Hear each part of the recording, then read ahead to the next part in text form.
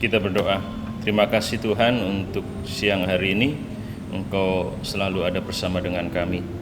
Kami mau merenungkan firman-Mu. Tuhan tolong. Dalam nama Tuhan Yesus. Amin. Saudara semuanya, siang hari ini kita akan merenungkan firman Tuhan dari Yakobus pasal yang keempat, ayat 13 sampai 17. Saya akan bacakan buat kita semuanya. Lembaga Alkitab berikan judul, Jangan Melupakan Tuhan dalam Perencanaan. Jadi sekarang, hai kamu yang berkata, hari ini atau besok kami berangkat ke kota Anu, dan di sana kami akan tinggal setahun dan berdagang serta mendapat untung. Sedang kamu tidak tahu apa yang akan terjadi besok. Apakah arti hidupmu? Hidupmu itu sama seperti uap yang sebentar saja kelihatan lalu lenyap. Sebenarnya kamu harus berkata, jika Tuhan menghendakinya, kami akan hidup dan berbuat ini dan itu. Tetapi sekarang kamu memegahkan diri dalam congkakmu, dan semua kemegahan yang demikian adalah salah. Jadi, jika seorang tahu bagaimana ia harus berbuat baik, tetapi ia tidak melakukannya, ia berdosa. Saudara, renungan siang hari ini saya berikan judul, menundukkan rencana pada kehendak Tuhan. Ada ungkapan yang mengatakan bahwa jika kita tidak membuat rencana, itu sama dengan kita merencanakan sebuah kegagalan. Artinya dari ungkapan itu mau disampaikan bahwa membuat rencana atau merencanakan sesuatu itu menjadi sangat penting supaya kita mendapatkan hasil yang maksimal. Bahkan kalau kita lihat dalam Lukas pasal 14 ayat 28 sampai 30, di situ juga Yesus mengatakan, jika seseorang mau membuat rumah, pasti orang itu akan duduk, akan memperhitungkan semuanya yang diperlukan, sehingga ketika dia mulai membangun, dia bisa mengakhiri, dia bisa menyelesaikannya. Atau seorang raja ketika mau bertempur, mau berperang, pasti akan merencanakan pasukan yang akan dikirim berapa jumlahnya, menghadapi pasukan musuh berapa jumlahnya. Artinya dalam setiap hal perencanaan itu menjadi sangat penting, saudara. Tetapi dari ayat-ayat ini kita mau melihat bahwa Yakobus tidak melarang orang untuk membuat rencana, karena perencanaan itu memang sangat dibutuhkan untuk mendapatkan hasil yang maksimal. Tapi di sini Yakobus mengingatkan kepada jemaat supaya mereka tidak congkak atau tidak sombong dengan rencana-rencana yang dibuat, seolah-olah bahwa semua rencana yang dibuat pasti akan terjadi. Kalau kita baca yang ke-13 di situ seolah-olah bahwa orang punya rencana dan rencana itu pasti akan terjadi. Itu yang Yakobus nasihati orang-orang yang berpikir bahwa ketika punya rencana, rencana itu pasti akan terjadi.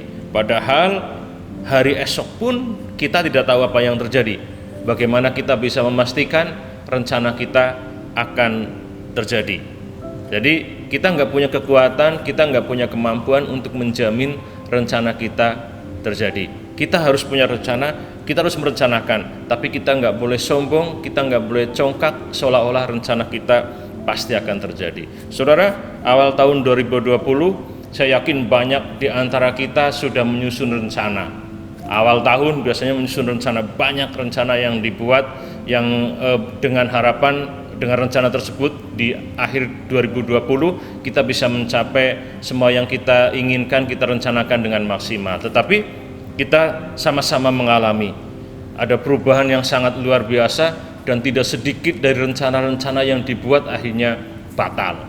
Ada orang mungkin atau saudara yang merencanakan perjalanan, karena pandemi semua perjalanan digagalkan. Kita pengen mewujudkan itu, tapi kita nggak punya kemampuan, nggak punya kuasa untuk menjamin rencana kita itu terjadi. Atau ada orang yang sudah mulai merintis usaha, ya ada jemaat Tuhan yang keluar dari pekerjaan dan sudah merancang akan membuat usaha, ya sudah menyewa satu tempat, berharap usahanya akan berjalan dengan baik.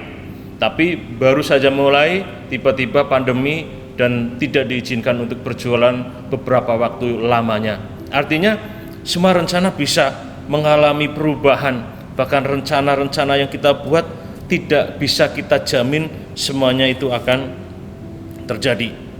Bahkan dalam kehidupan sehari-hari, hal-hal yang sederhana kadang-kadang kita juga mengalami.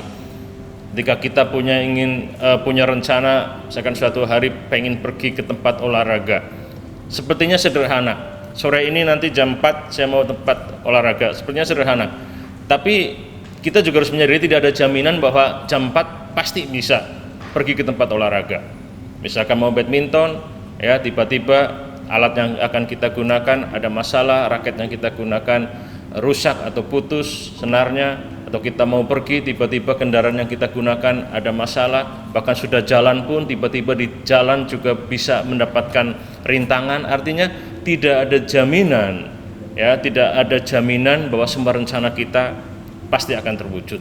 Tetapi Yakobus tidak melarang. Di sini Yakobus tidak melarang, tetapi Yakobus mengingatkan supaya kita tidak sombong, kita tidak congkak dengan rencana-rencana yang kita buat.